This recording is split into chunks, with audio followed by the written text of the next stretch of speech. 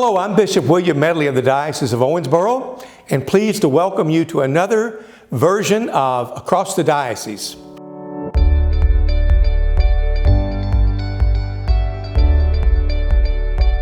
Today I'm welcoming Jeff Andrini, who has been a part of our staff here at the McCrae Catholic Center for about 18 months. Typically, we would have had some opportunity to talk before now in these series that we do, but the pandemic changes everything. You are the Director of Evangelization and Discipleship, but that office existed before you came. So I'm going to ask you to kind of speak of what you found, what the focus was when you got here, and how you see that evolving under your leadership and in consultation with others. Yeah, I think that part of the draw to move to Owensboro and to come to the diocese here was during the interview process learning about how much this diocese and yourself invested in the importance of evangelization. That really has been central to my entire career. We know what it is, but I don't think we know how to do evangelization very well as a church.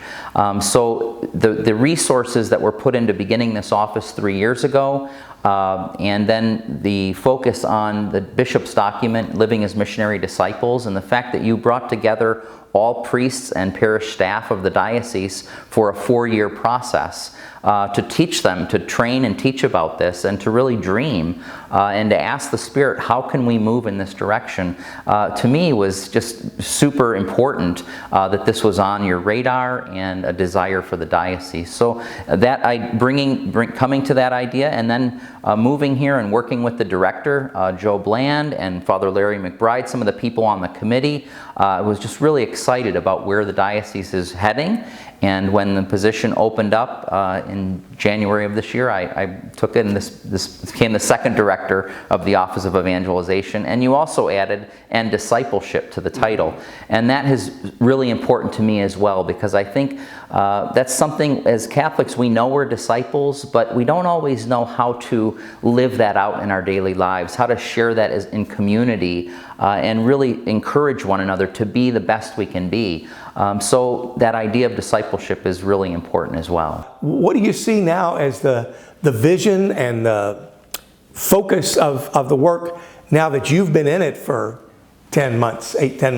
I've heard it said that Catholics are like Arctic rivers. They're frozen at the mouth, right? They live their faith, but don't necessarily want to talk about their faith. And evangelization doesn't always have to be talking. It's how we live. It's if we live with joy, if we live with integrity, transparency, honesty. Some of these things have not always been easy for the church and have hurt our efforts at evangelization. But I think when we look at the whole picture of a culture and what evangelization is, discipleship is, then we can move forward and be more effective. We have a new vision, a mission, and a set of 6 goals that will be our focus for the next 5 years as a diocese. So it's really exciting to be at this moment. And I'll share our vision statement. Sure. In response to God's love for us, every person within the Diocese of Owensboro will come to know Jesus in a personal way, grow in maturity as a disciple, and be sent forth to joyfully employ our gifts to make present the reign of God. And our mission is very similar, a little shorter, still one sentence, but I hope this becomes a statement that everyone in the diocese would know. To foster encounters with Jesus that transform people into missionary disciples through prayer, teaching, and outreach. So it's this vision and mission and the 6 goals that have developed out of this with the consultation of the team and yourself that I think is going to give us a clear direction moving forward. And I think there has been great fruit over these last couple of years in the Office of Evangelization. Now I think we have a plan that's going to help us move forward and have some real specific things that we'll be doing to support the 78 parishes across the diocese. I was struck by you spoke of this as a 5-year vision. And, it's so hard to plug a number or a time on things in the midst of pandemic. Because when do you start the clock? Because we've all felt your quote too about being like an Arctic river, frozen. Sometimes during this pandemic, we feel like we've been frozen in place. And of course, for 10 weeks, we did not even open our doors to public worship. when we did it with a great deal of caution, and still the majority of our Catholics who, for whom Sunday worship is very important, are still prudently choosing not to come back because of the requirements for mask and the distancing and just their general ill at ease about that. So when we can finally lift this veil, and unfortunately we can't say whether that's going to be a month or 5 months or whatever, how do you see getting some traction on evangelization again with a people who admittedly are experiencing some starvation, spiritual starvation, because they've not fed at the Eucharist, or they've not had the sense of community that normally we would hope people were encountering in their worship?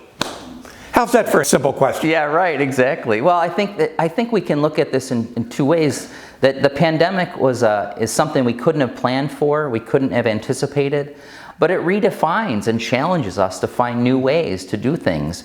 And I think the things that we've seen over these last 6 months are pretty awesome. Catholic Charities, the work that's been going on and the way that the diocese has been serving people in need, the Hispanic Ministry Office and all of their work. I think even in parishes where, now Mass is online, or there's the rosaries available. Sometimes there's Bible studies happening online for parishes. This has given us new opportunities to say, how do we care for the people in our church? So a big thing that's taken place are phone calls. This is the church calling because we care about you, because we want to know how you're doing. We want to make sure that you're well, that you have the resources you need. And I think that's the kind of care that this moment can help us as a church to communicate to people. Who would have thought that a cell phone might be a symbol of evangelization, or a computer screen? Absolutely. But it's 2020, and we face something we didn't plan on, and so evangelization means constantly being adaptable. What we're doing now would look different than what we tried to do 50 years ago, or 100 years ago, or 500 years ago. All of those ages having the mandate to be evangelizers, but it's going to adapt. So our communities have to be a place where the gifts of everyone in the community is called forth.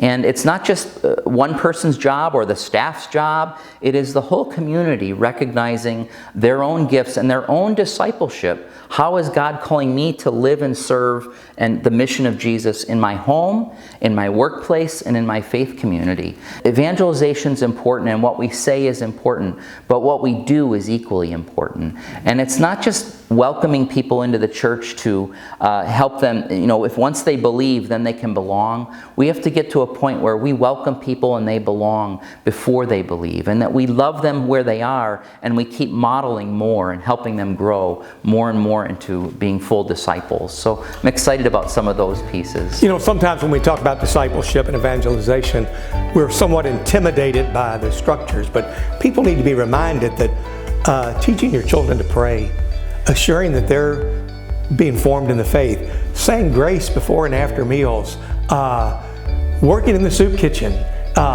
bringing a can of food to the church for the food pantry, being a hospitality minister. Those are all ways that don't have to be intimidating at all. So, that's for sure. Well, Jeff, thank you. Thank you, I think Bishop. we've given them something to think about for now. Thank you for your good work, and welcome again to Owensboro. Thanks very much, Bishop.